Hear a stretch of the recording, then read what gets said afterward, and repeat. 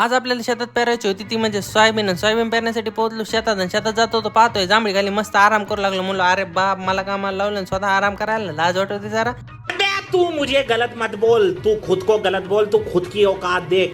पुन्हा म्हणलं जाऊ दे आपण नाही का आपल्या कामाकडे लक्ष द्यावं. आणि काम म्हणजे काय पेरणी यंत्र तर जोडायला होतं जोडायचा होता ते म्हणजे फक्त फवारा. तर फवारा पण मस्त पैकी जोडून घेतला आणि नंतर ना हे पाय कसं बघतंय माझ्याकडे म्हणलं बघू नको राव इतकं. देखो देखो दरिंदगी चेहरे से टपकती है, नंबर 1 का कमीना.